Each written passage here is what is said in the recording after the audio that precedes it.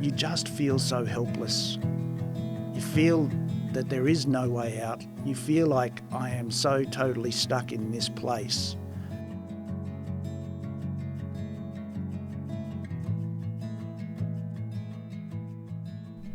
Hi Chris, it's so lovely to have you here today. I'd love to talk to you about this topic that's at my heart, but I think it's at your heart as well, which is mental health. But before we get into that, I'd love to hear a little bit more about yourself. Can you tell me something about you and your experiences? I grew up as a country boy in northern New South Wales, so there's that country farm boy background, and I think that's had a lifelong impact on me.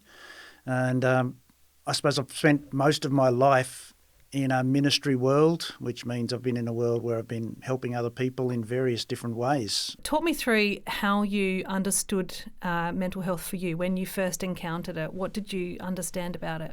As a young man in my mid-20s, way back when I was at Bible college, I actually had a part-time job doing support work with people who had mental health issues. So I was just helping people with their daily living skills and cleaning and tidying a house and doing their shopping. But these were people that were dealing with the challenges they faced with bipolar, schizophrenia, depression, anxiety, ADHD and various other things as well. And that started to help give me an understanding that I could operate within. But again, it wasn't the same reality as dealing with your own and seeing what you're going through yourself. So I had that level of knowledge, but that was a level of knowledge based on being outside and looking in. Where the difference came for me was when I started to realise that something's not right with myself, and to actually start to accept that that could actually be a reality in my life. To go into how I suppose I experienced that most significantly, I'd go back about 12 or 13 years, and I'd been going through a period in my life just with a lot of stress, and it was stress that was there every day. Particularly, it was the highest level of stress was related to the work that I was doing in ministry at that time, and not going into all the details, but essentially there was just a lot of different stress factors in that, and bit by bit that stress started to take effect. And this is another area of mental health that a lot of people don't seem to understand, that ongoing high-level stress in our life, which can be caused by work factors, marriage and family factors, other physical health factors can all add to all of that, can actually then lead to mental health issues developing in our life as well. It's not just something that's genetic. It can be caused by all these other factors crowding into our life. And that's what started to happen for me. Through a series of events around that point, it's when I really landed in, I suppose, what I would call my darkest moments.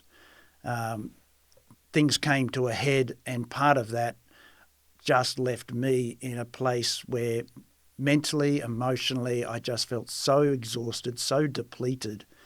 There was no resources within myself to pull myself up by my bootstraps. I just fell into a deep darkness.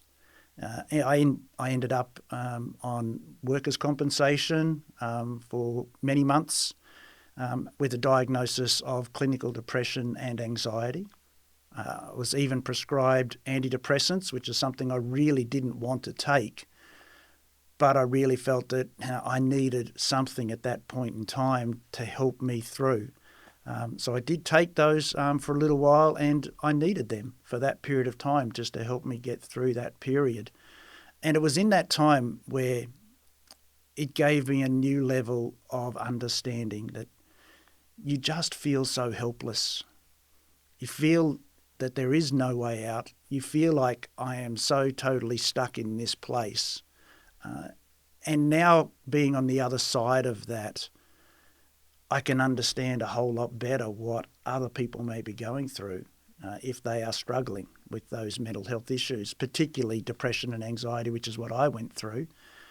But the factors that brings into your life, and it does have a knock-on effect in our marriages, our relationships around us as well, because those people are having to deal with us dealing with what we're dealing with. So it's not just a me-only thing, it's everyone around you can be affected by it as well. Yeah, that's really tough. When you talk about it being something that basically your body shuts down and you can't physically do your normal everyday, but to actually be in that place where you don't know how to get out of it or that you can't get out of it. How did you turn a corner? How do you get out of that? I suppose for me, this is where my faith in God steps in a big way. I remember very particularly one event that happened. Call it a God moment, call it a coincidence, call it whatever you like. I know what it means for me. And my wife came home one Saturday morning after being out garage sailing. My wife loves finding bargains, big bargain hunter. And she came home this Saturday morning with this men's study Bible. And she told me a story how she'd been at a garage sale and she'd seen it there and she'd thought about buying it. And then she said, oh, no, hang on, Chris has got enough Bibles. Being a minister, I've got a few in various different versions. And but then as she was about to leave the garage sale, the lady actually that was having the garage sale came up to her and said, I think you're meant to have this. Wow. That doesn't sound like normal behaviour to me. And my wife gave me that men's study Bible and I just felt this nudge within me, an urge within me that let's just try and commit to reading, one of these devotions that were in this study Bible each day. And I think for me, that's where it enabled me just to hang on to God in what I was going through. But particularly this men's study Bible had studies in it, obviously, hence the name, that were specific to men. The kind of challenges that men go through, the way we think, the kind of stuff that we're dealing with. And so that little by little started to, poke little holes in that darkness and the light started to shine through.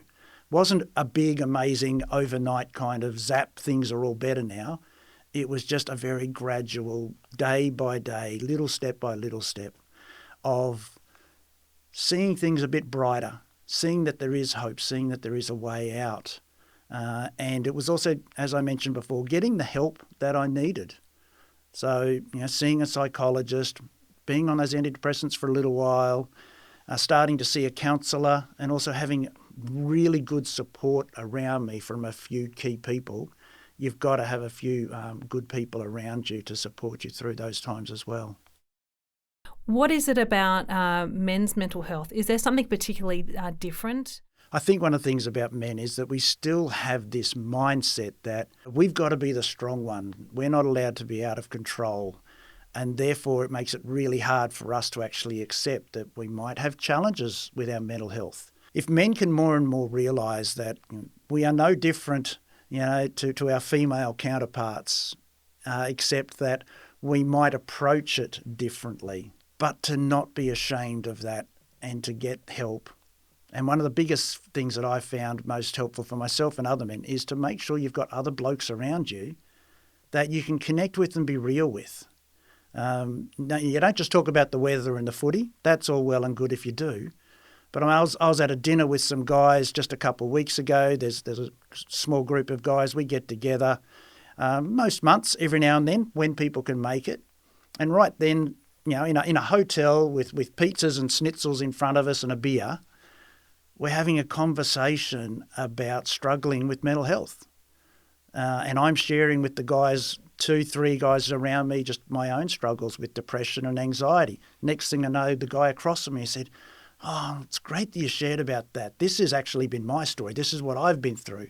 One person having enough courage to actually speak about it, that courage is then shared because someone else thinks, hey, I can talk about this too. And it's a safe place for me to talk about it without feeling judged. And I think that's a really important thing for guys. We need to give each other that grace to be able to be ourselves, to share openly, and not to condemn or judge, but to say, yeah, hey, I've actually been through something like that. And when you do start sharing in that way, you find it's a lot more common than you think. Are there some scripture verses that speak to you about helping you through the dark times? I think there are a couple that are particularly relevant to what we're talking about today. One of my all-time favourites is found in the Bible in the book of Proverbs, chapter 27, verse 17. It's probably well known to a lot of people. It says, "As iron sharpens iron, so one man sharpens another." And what that's getting at is simply that we are there to help support each other. To be sharpened by each other means to provide that support, that assistance, that help to better ourselves with each other. But I also think of some of the most well-known things from the Bible, like Jesus saying, love your neighbour as you love yourself. If we as men are going to really care for each other, that means to love each other. Manly, macho way, if that's what it takes, but to be there for each other. What does that look like if we're really going to love those other blokes as we love ourselves? What is it going to mean if we're going to treat those other men the way we want to be treated as well? Another thing that Jesus said, often referred to as the golden rule. I just see in the Bible so many great examples to help us as men, even if it's the story of the Good Samaritan as well. You come across a stranger in need. Are you going to ignore that need, or are you going to actually get down there with them and see what you can do to help? I want to encourage more men not just to think you're too busy and you've got to get on with life, but actually stop and ask, what can you do to help? And I love how you bring up the iron sharpens iron. So it could be that you're there to help them, but in retrospect, you could be the one that's being helped along the way. So having gone through what you've gone through and recognising probably some of the deepest, darkest places that you've been to, coming through that and where you are now, is there something that you hold on to as where you feel like you're better off, or that you feel like you're in a better place? I know that I'm in a better place because I'm more aware of my own body and my own thinking. And sometimes when things are going a bit skew-if in the wrong directions or not feeling right. And so I suppose I'd encourage people to become more aware of themselves. I can even go through situations today where there are triggers, mental, emotional triggers, and I can actually feel a tension in my body in different places. I think that kind of self-awareness is important, but it takes time to develop that sort of awareness as well. Again, don't think about there being something wrong with yourself because of that, but actually try and understand what's going on in your own physicality, because we're built as a package, body, soul and spirit. It's all in there together. It's all connected. And I can see, even just by being able to acknowledge it or being able to identify it, that I'm sensing a sense of peace about that you can, whatever you're going through, that you can work through it, and that there is a way forward from here. So any final thoughts in regards to what our listeners might want to hear about men's mental health and ways that help?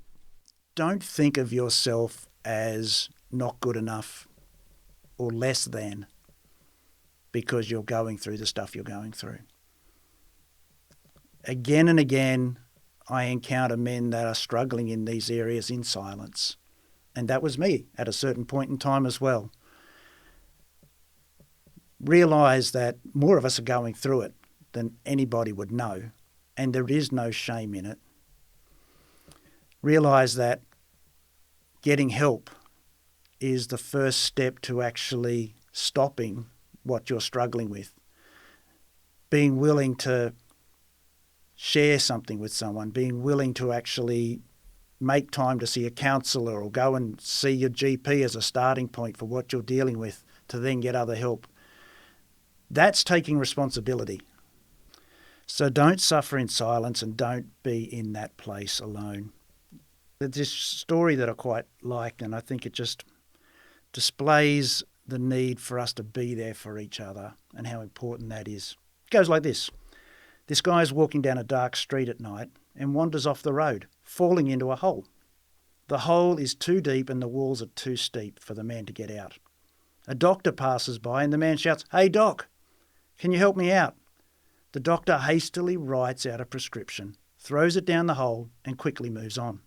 Then a pastor comes along. "Pastor, I'm stuck down in this hole. Can you help me out?" The pastor stops for a moment, prays a prayer for help to be sent, and then tells the man that all things are possible with God as he moves on. The man wonders if he'll ever get out of this hole. After a while, a friend walks by. "Hey, Dave! Dave, is that you? I'm stuck down in this hole, mate, and I can't get out. Can you help me?" Straight away, his friend jumps into the hole. "Dave, are you stupid? Now we're both stuck down here."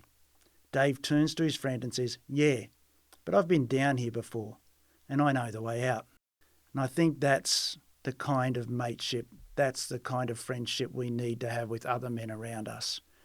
Men that aren't just going to give us advice, aren't just going to give cliched answers, but men that are actually going to get in the situation with us, and they're going to walk with us and be with us through it.